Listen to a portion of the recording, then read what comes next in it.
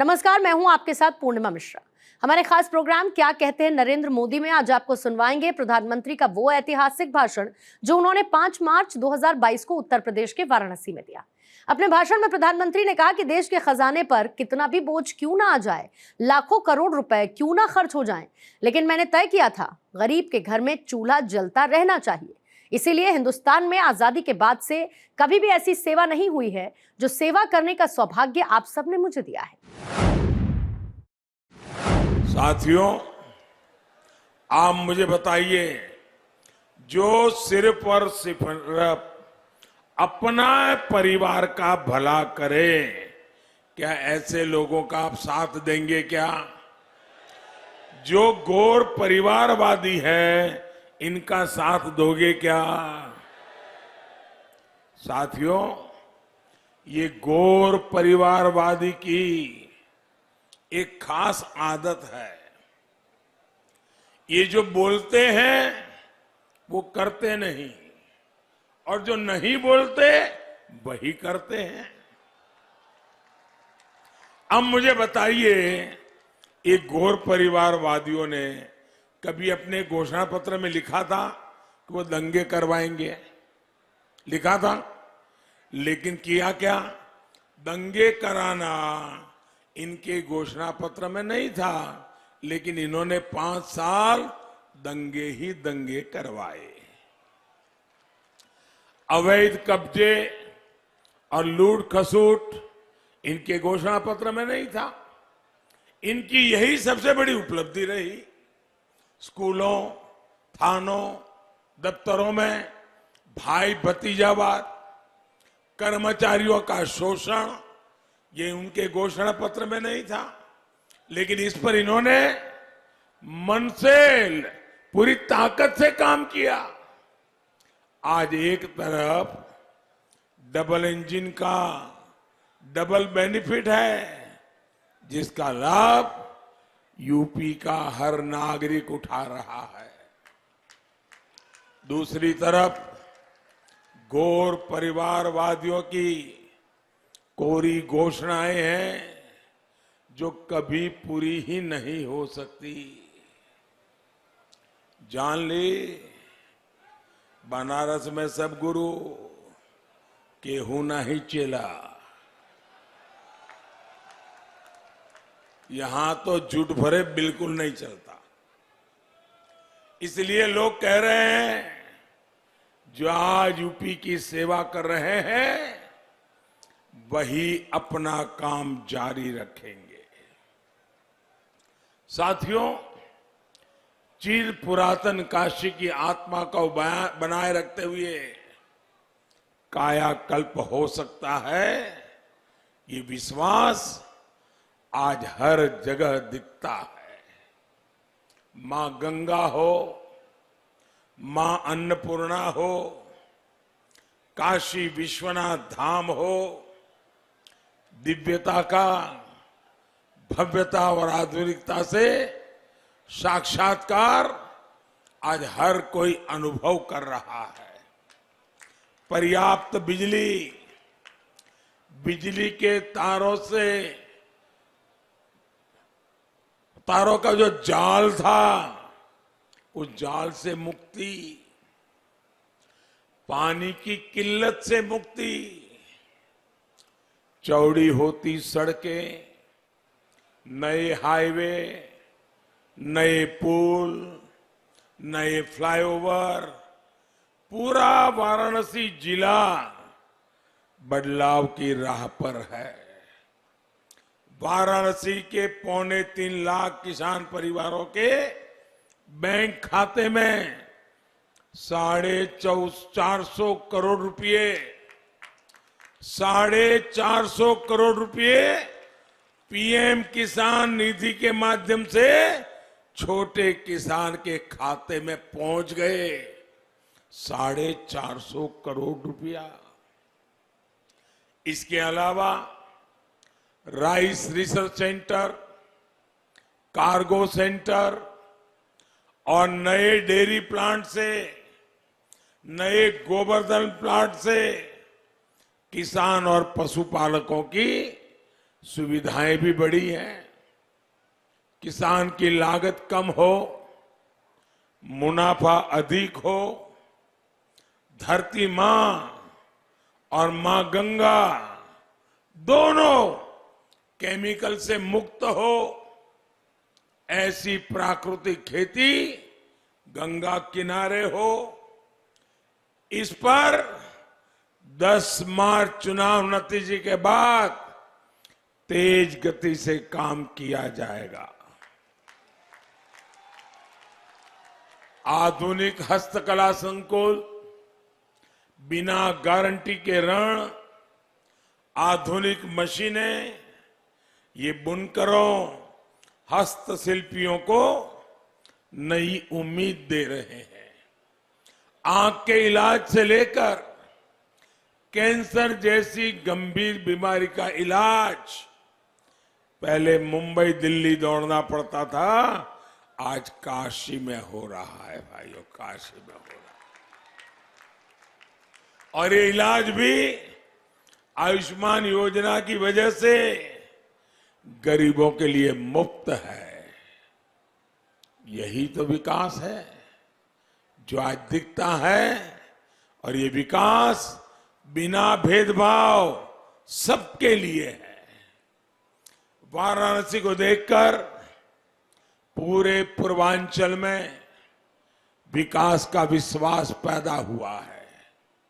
भाई और बहनों, 21वीं सदी का ये तीसरा दशक पूरी दुनिया के लिए नई चुनौतियां, अभूतपूर्व संकट लेकर आया है। लेकिन भारत ने तय किया है कि इस अभूतपूर्व संकट को, इन चुनौतियों को हम अवसर में बदलेंगे। ये संकल्प सिर्फ मेरा नहीं है, सिर्फ सरकार का नहीं है, ये हिंदुस्तान के 130 करोड़ नागरिकों का है, आप सभी का है, पूरे उत्तर प्रदेश का है, पूरे देश का है। मुझे बहुत खुशी है कि बीते 7 सालों में राष्ट्रहित, भारत हित को सर्वोच्च प्राथमिकता देते हुए अनेक क्षेत्रों में अनेकविध काम हो रहे हैं। इस संकट काल में देश की ताकत बन रहा है।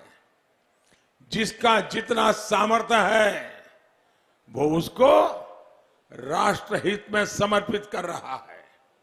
आज अगर भारत के विरुद्ध कोई भी गलत बात होती है तो हर नागरिक एक सुर में उठ खड़ा होता है। इसलिए आज अगर कोई पंचायत के लिए भी वोट करता है तो राष्ट्रहित को देखकर वोट करता है। वो जानता है कि देश ताकतवर रहेगा तो गांव और बिरादरी के मुद्दे भी हल हो जाएंगे।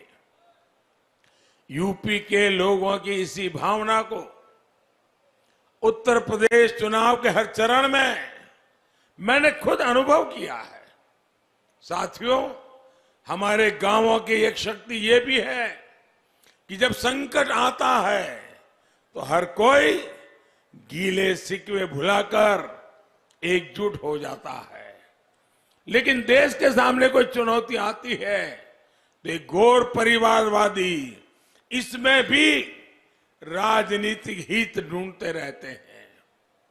भारत की सेना, भारत के लोग अगर संकट से लड़ते हैं तो ये उस संकट को और गंभीर बनाने के लिए उसमें जो भी परेशानियां पैदा कर सकते हैं पूरी ताकत से करते रहते हैं।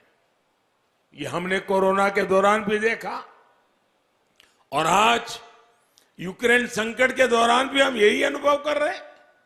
भाई और बहनों, अंध विरोध, निरंतर विरोध, घोर निराशा, नकारात्मकता, यही इनकी राजनीतिक विचारधारा बन चुकी है।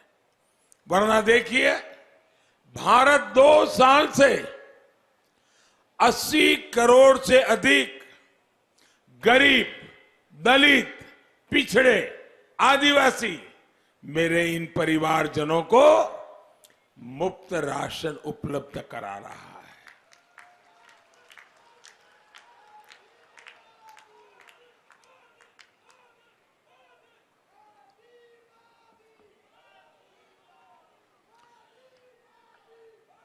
पूरी दुनिया हैरान है, इतना बड़ा काम, लेकिन मुझे खुशी है कि मेरा गरीब खुश है, मेरी गरीब मां मुझे आशीर्वाद दे रही है।